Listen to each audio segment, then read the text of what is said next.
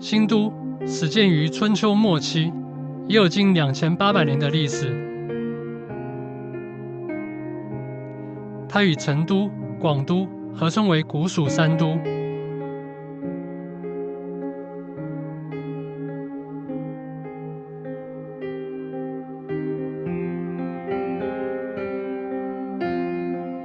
新都县城西郊有一片约2万平方米的水面，因环湖变质桂树，得名桂湖。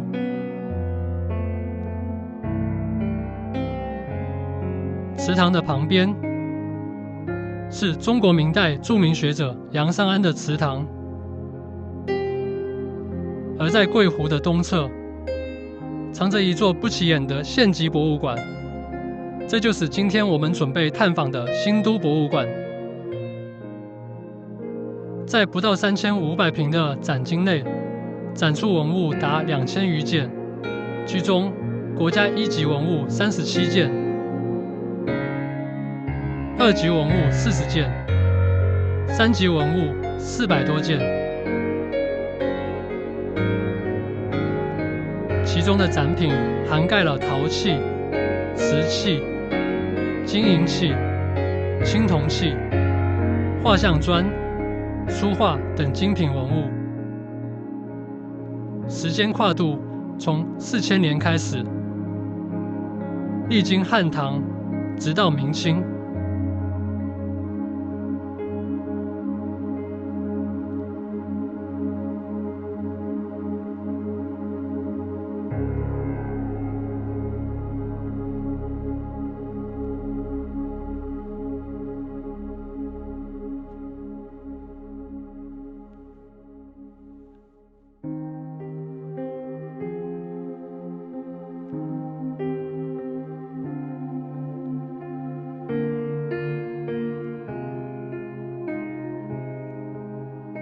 古蜀国经历了蚕丛、博冠、鱼湖之后，望帝杜宇开始教民务农，率蜀族人民由山区向平原转移。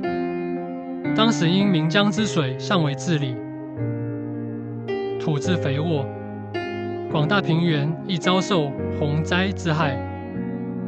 杜宇委派由金蜀迁来的部族首领敖陵为相，命其治水。敖陵开掘金塘，以除水害，民得以安。其后，敖陵取代杜宇，建立开明王朝，号崇帝。在新都周边陆续出土了一批战国的墓葬，其中马家乡浦东村出土了一座战国早中期木椁传官庄，出土了各类金银器、陶器。更为特别的是，其中还有2枚墓主人生前使用的象征权力的巴蜀土语铜制印章。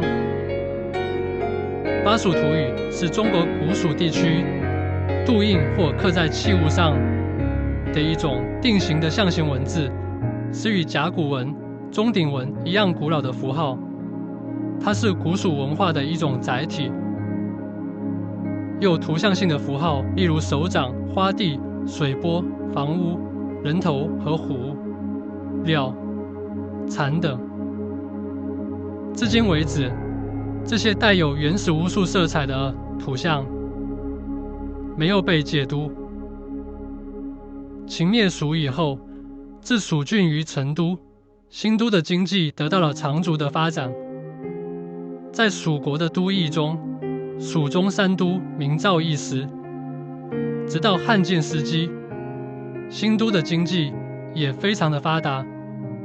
因为地理原因，受到战争的影响较小，加上这一时期后藏文化，在今天发现的当时的墓室中出土了很多极具艺术成就的陶俑和画像石。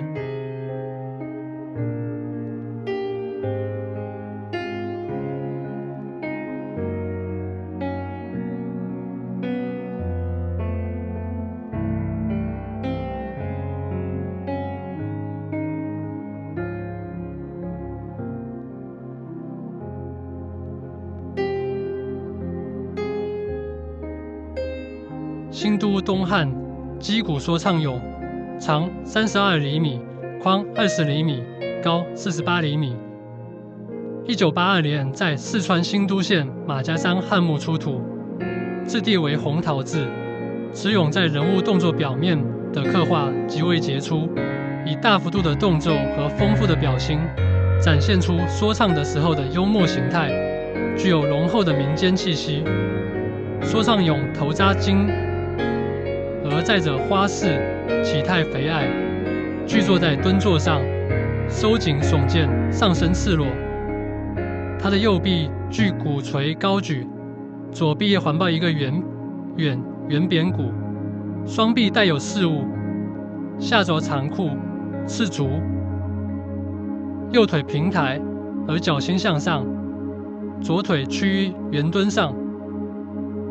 其表现动作诙谐奔放，活泼快乐，边击着鼓边说唱的故事。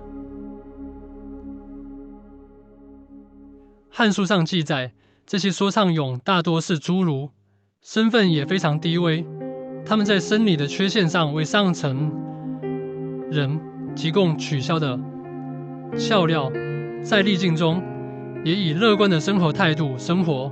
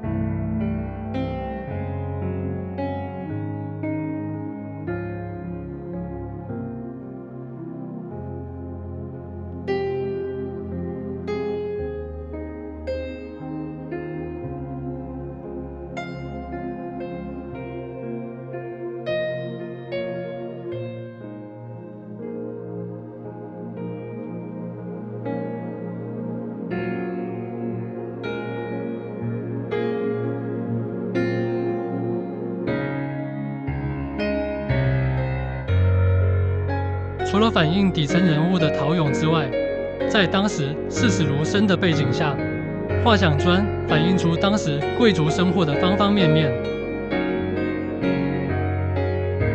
巴蜀地区的繁荣从未断绝过，这些作证就藏在一块块的画像砖中。画像砖的内容、题材包罗万象，政治社会、神话传说、民俗风情、历史故事，几乎囊括了汉朝从朝堂到市井的全部，甚至包括了整个汉民族的幻想、神话和生死观。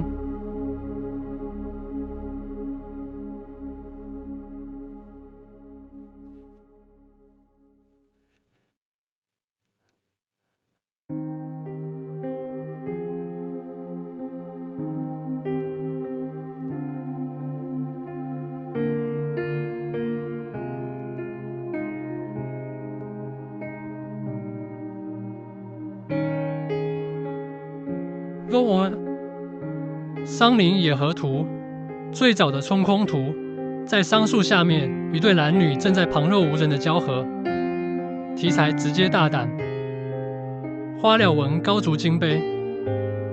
这是一对保存非常完好的唐代金杯，他们的发现见证了新都也是当时丝绸之路贸易产品的流通之地。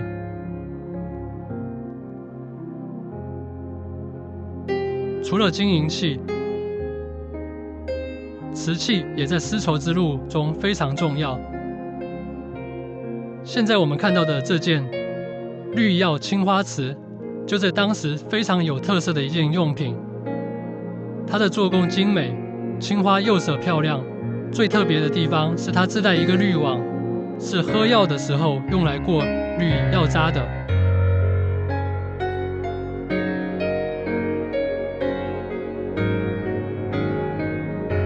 古人的生活非常的精致，这是如何富庶之家才能制造出如此精美的器械，兼具了美观和实用。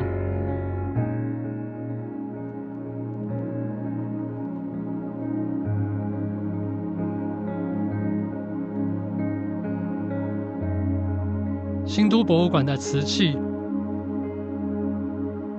除了有中国地方特色以外，也有一些西域特色的东西，逐渐在当时文化的传播非常的流通。